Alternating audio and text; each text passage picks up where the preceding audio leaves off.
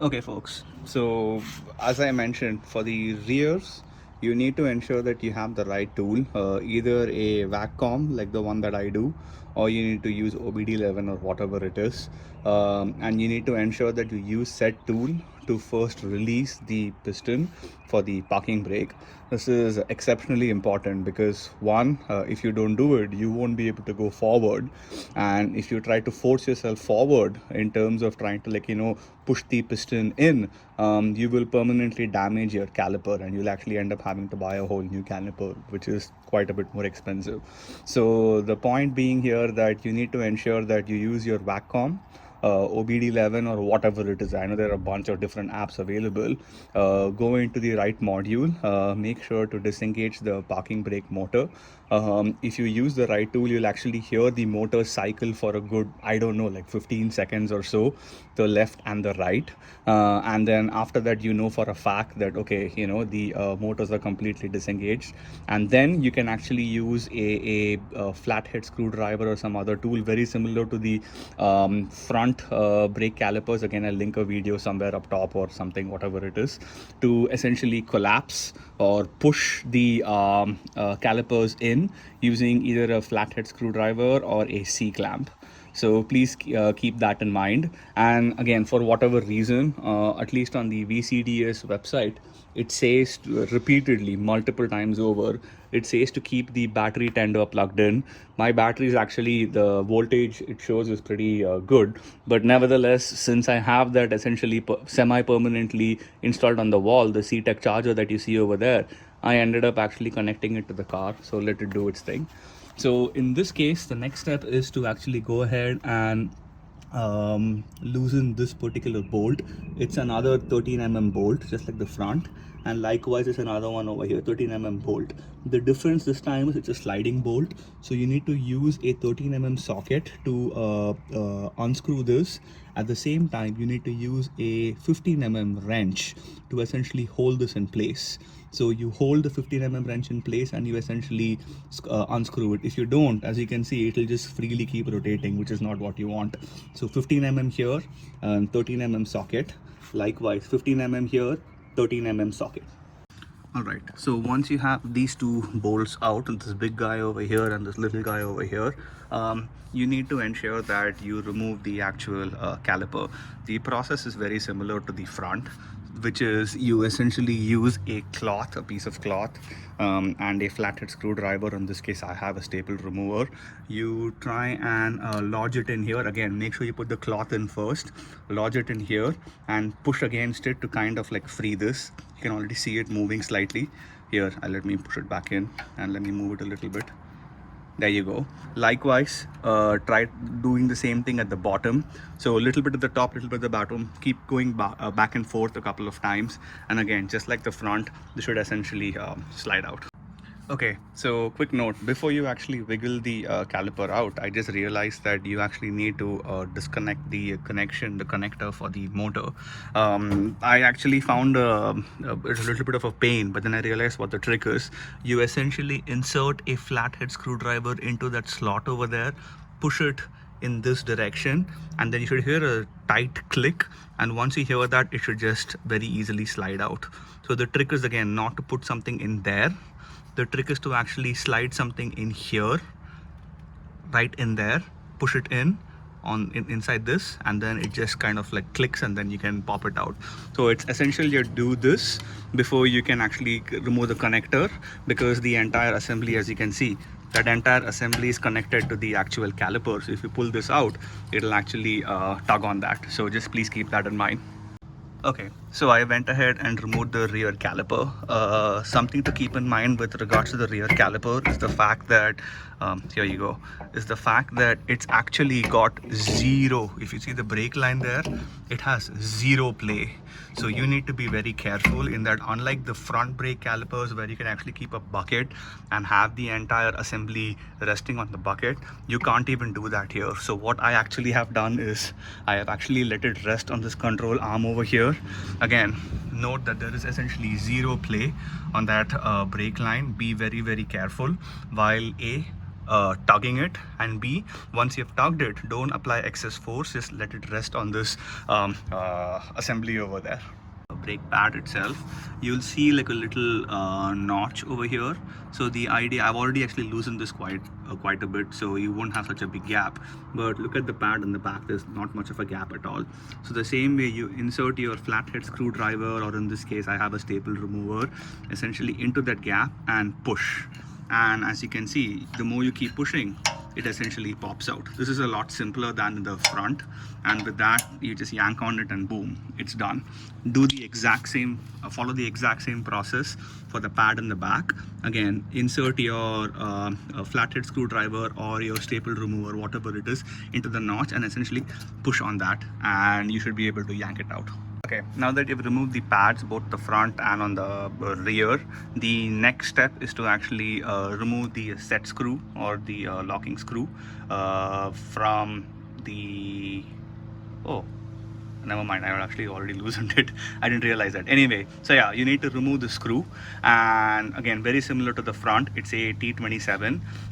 Be careful. Again, I have one more wheel to go, but my luck thus far has actually been pretty good. But if you read a lot of notes online, for whatever reason on other vehicles, this is a little bit hard to get out, and it strips very easily. It's a very shallow tread, so make sure that you apply constant and even pressure to get the screw out, because this is literally the only thing that is holding the rotor onto the hub. And if this does not come out, or if it strips, your brake job is going to take a lot longer. All right, so once you have the set screw removed or the locking screw removed, very similar to the front rotors, you essentially need to use a lot of force to essentially get or dislodge the brake rotor from the hub. Now, very similar to the front, once again, I ended up spraying a bunch of PB blaster around the circumference of the hub.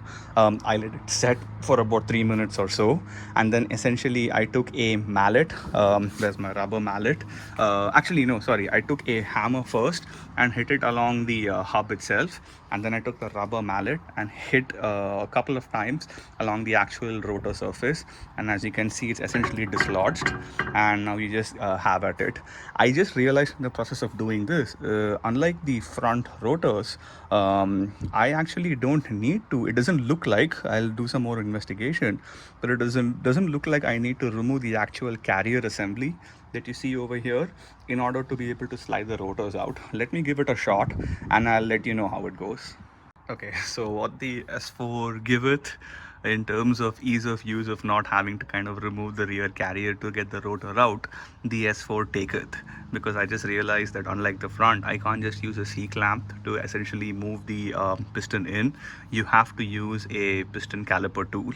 So I actually foresaw this, and I actually, while ordering the rotor and pads from ECS, I ended up actually ordering a whatever 16 or 12 piece tool set, piston tool set, piston caliper tool set. But then I just realized that as with the case with almost everything Volkswagen, Audi group, these usually tend to have 2 or 4 of these kind of like notches on them. As you can see over there, it's either 2 or 4, and as you can see here, it's 3. So screw you, Audi, for making my life harder than it really needs to be. So I'm going to actually go at it anyway with the existing calipers that I have, or the tools that I have, the templates that I have. I'm going to use this tool and see what ends up happening. And if I'm successful, I'll report back, and let's see what the next step should be then. Oh, by the way, as I actually figured, it's not rust that essentially was holding the rotor in place stubbornly. It was all the carbon dust buildup, because when I removed the rotor, as you can see, I cleaned some of it. There was a crap ton, literally a metric crap ton of carbon dust that fell down. And then when I actually looked through the edges, it was absolutely caked in. So it's the carbon dust as well as the heat cycling that essentially is what has held the rotor in place stubbornly, not rust. Okay, looks like I was successfully able to use my mildly ghetto method to continue pushing on the piston inside. It's I mean, it's called ghetto for a reason because it was very clear that the notches obviously weren't aligning. So I was kind of like brushing on the piston surface. Uh, not the cleanest approach, but the net is that, as you can see, the piston is pushed in completely. Make sure that you don't tear the boot, the rubber boot around it. You need to ensure that the piston is in, and the piston is in fact in fully. Again, very important that you don't tear the rubber boot, otherwise this will become a multi-hour brake job. Nevertheless, if you're going to go and buy a new piston tool, ensure that it is built and designed for Volkswagen, Audi products. This one is not, surprisingly, because I actually bought it from ECS. But my loss is your gain, and this is why I make these videos.